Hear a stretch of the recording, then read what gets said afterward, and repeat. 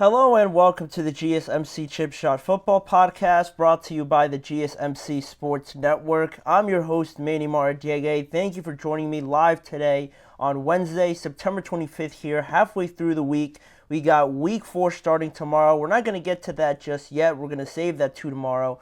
But today we're going to go over some interesting topics I wanted to bring up that I thought would be interesting to bring up on today's show. After the big win on Monday, head coach of the Commanders, Dan Quinn, mentioned his thoughts on Jayden Daniels and kind of addressed the ideas of past Commanders quarterbacks and how the success of them could predicate the success now of Jayden Daniels. He addresses those concerns in the first segment, then also in the second segment, talking about young quarterbacks. We look at Will Levis and Caleb Williams. Who is in a more concerning spot right now, and who do we feel most confident about that can get out of it sooner rather than later? Plus some more topics down the line as well. Make sure to stick around for that. And before we get started, I'd like to remind you guys, with so many things going on in the NFL, topics that I'd like to share with you guys, please don't hesitate to share any input or anything you'd like to say in any of the live shows. If you got a question, an opinion you have to share, don't hesitate to drop it in the chat box. Now, if you want to make it absolutely sure that your message stands out and gets featured on the show, there's an easy way to go about that. Just use our new super chat feature. Just click the $ at the bottom of the chat box to send in your super chat. This way, it guarantees that your message gets on the air, and it's also a fantastic way to support our channel. We rely on your support to keep bringing you the sports content you love, and we always appreciate it whenever you guys are able to do that for us. So go ahead, let us know what you're thinking, hit the super chat button, and let's keep this show as interactive and as exciting as possible. I love hearing what you guys have to say, any questions you might have, and it always makes the show a lot more entertaining, I feel like, when you guys are involved. Please go and do that. Your amazing support is very much appreciated, and we thank you guys for being part of our community. But with that being said, now we can start off talking a little bit more about Monday's game, right? Just really focusing in on the Commanders here, because Monday night was a perfect display for the Washington Commanders here to sort of validate their efforts, reward their efforts really for this rebuild that they've started at the beginning of this offseason. Now you're kind of starting to see some compensation for all their hard work, right? Because it starts from really the cleaning house of everything, right? You start with a new owner in Josh Harris coming in last year. Then you bring in a new general manager in Adam Peters, a new head coach in Dan Quinn, and also a new offensive coordinator, Cliff Kingsbury. It's not only impressive how many people they brought in and, changing pretty much everything about the organization from the major roles from general manager, owner, and coach, right? It's who they brought in, right? And what they bring to the equation. You got Cliff Kingsbury and Dan Quinn, two coaches, coordinators that have had NFL experience, have been head coaches, have been in different systems around different players. They know what essentially works and what doesn't work. And also, you have a general manager coming from the San Francisco 49ers, who have been one of the elite organizations over the last few years in terms of success, player development, just getting the best out of everybody in that organization. You bring in someone from that culture to kind of establish your own here in Washington, right? And just talking about excellence to the highest level, I think that's what Washington had in mind when they began on this journey. And now their plan to build this organization back up, it takes a major step forward back on Monday, like I mentioned, when it looks like you finally have a good idea that your quarterback that you drafted so high in Jayden Daniels looks like a guy, right? Looks like the guy that can take this franchise back to like the glory days, I guess you could say, for a lack of better terms, right? Because it's been a while since we've mentioned a game-changing, dynamic quarterback like Jayden Daniels in Washington. The most famous and recent one was probably RG3, and that one ended in a catastrophic way, just crashing and burning, evidently in such a short period of time. You don't want that to happen again. And obviously now their mission this offseason was to go out and find another one of those guys. It looks like they have one in Jayden Daniels now, but also to not only find the guy, right, that's the first step, but to build a culture and adequate roster around him to make sure that not only you get him, but you're able to succeed with him. And that's the next step in this entire process now. The Commanders, to me, have hit on every single part, bringing in the personnel, the pieces around Jayden Daniels, looking at Jayden Daniels now like he could be an elite quarterback. Now it's about staying there, right, and how you can improve from that point on.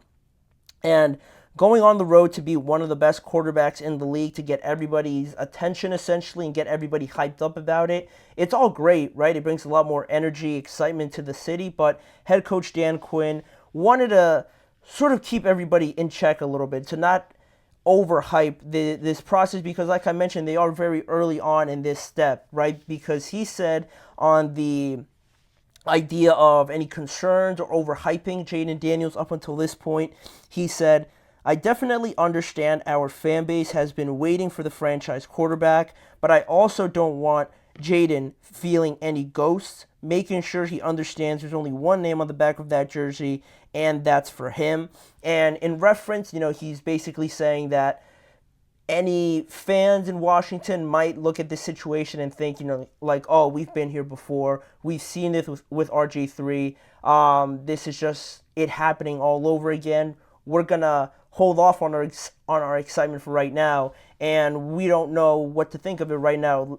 They're more pessimistic is basically what he's trying to say, rather than some other fans maybe being too excited about it. He wants everybody to kind of keep an even keel about it. Up until this point, we know, we've only seen one breakout game, right? Who knows what the rest of the season is going to look like? But projecting and looking forward now, I like what Dan Quinn is saying. I agree with what he's saying, because Daniels, to me, doesn't have to appease anyone worrying about the past or anybody worrying about what he can be going forward. Because what I love about this idea and why I started off talking about the pieces that have been brought into Washington is because anybody that has the worries that this could end up like RG3 is the easiest example, right?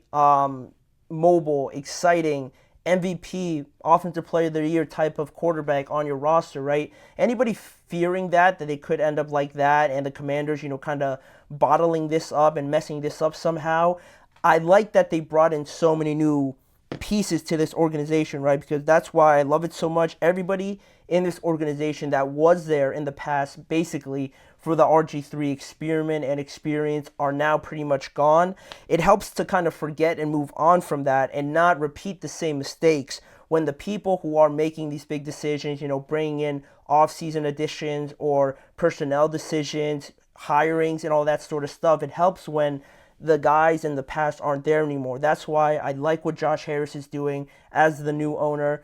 The general manager, Adam Peters, I think was a home run hit. Dan Quinn is a great head coach, just from what you hear anybody say about him, from the connection he has with his players. And Cliff Kingsbury, right? He got killed in Arizona for the head coaching job. Everybody critiqued him. He didn't spend too much time there either, but now as an offensive coordinator, you can kind of see that that's his niche role. That's what he excels at, and bringing him into that role, I think, is another great move for this organization. So now that anybody's potentially worrying or has any doubts about him, I love that they've changed a lot of things about this organization, and it really makes me more confident now, not only in Jayden, because I think Jayden overall is talented enough to put on performances like this. The fact that the organization has done so much within themselves, improving themselves, but also, the way that they've attacked the offseason, right? Because by getting the best out of Jayden Daniels, that's step one, right? But then getting the best out of everybody else around him is what we can kind of look forward to now. Not seeking comfort or not being comfortable now with just Jayden Daniels. He looks good, so let's just over-depend on him, right? That's the mistake they made with RG3. Him doing basically everything. He gets himself hurt, and then he's never the same from then. You can't repeat that same mistake, and I don't think they will, right, with these new group of guys. You just look at the way that they've attacked the offseason and the kind of guys they've brought in. Some of their biggest additions were Nick Allegretti, an offensive guard, their center, Tyler Biadasz, linebacker Bobby Wagner, wide receiver Noah Brown, reinforcing these spots. If you compare it to like the Chicago Bears, not to throw any shade on them, I liked what the Chicago Bears did, but maybe they overlooked the importance of the offensive line, right? Where the Commanders made it a priority to go out and get a center, get an offensive guard. On the defensive side, get a culture establisher like Bobby Wagner, who's been around success in his career. Those are the type of guys that Dan Quinn, Adam Peters, and Josh Harris have brought in to establish these sort of things that people might overlook, to where it really makes a difference for a young quarterback. And that's where you get results like you do on Monday to kind of validate this path that they've decided to take on it, and it makes you feel good about it. But again, it's not something that I would like to see them, kind of feel all right about, kind of patting themselves on the back right now. How do they get the best out of this roster right now? Because it's going pretty well through 3 weeks, but going forward, I still think they need help on the offensive tackles. I think definitely is an area to look at. I need somebody outside of Terry McLaurin to kind of be that go-to guy. Zach Ertz is nice. Luke McCaffrey's a decent player, but I need more elite level talent right now around Jayden Daniels. Of course, they're not going to change everything right now, but that's something to keep in mind, right? To not just be complacent about it. Jayden Daniels is talented enough to make it work right now, but it would be a disservice then for all the work that they've done up until this point to kind of sit back and think that Jayden's just going to take it from here, right? That's not how it works. If anything, it's harder now to get from this point where you establish you have a guy to having him take that second, third step to where eventually he gets to a point where he's comfortable enough being everything for this organization, right? But that's still a long way away. But the start of this has been very well, in comparison to any other rookie quarterbacks or any other just young quarterbacks in general. Jayden Daniels definitely put on a display, and I think it doesn't go without saying that the Commanders' job in the offseason, the production and the performance that they did in the offseason is definitely worth mentioning, and Dan Quinn seems to have a good headspace about it in how he approaches it going forward. So I liked what Dan Quinn said. I love the performances, so hopefully that is a normality for Washington going forward with Jayden Daniels. But speaking about young quarterbacks just in this draft, on the other side, just one pick before Jayden Daniels was Caleb Williams, and him and second-year quarterback for the Tennessee Titans, Will Levis, have not been off to the most impressive of starts. We're going to look at those two situations specifically and compare them to one another. They share a lot of similarities, so we're going to look at those two spots and figure out which quarterback situation I'm more worried about going forward. That is coming up right after this break. You're listening to the GSMC Chip Shot Football Podcast.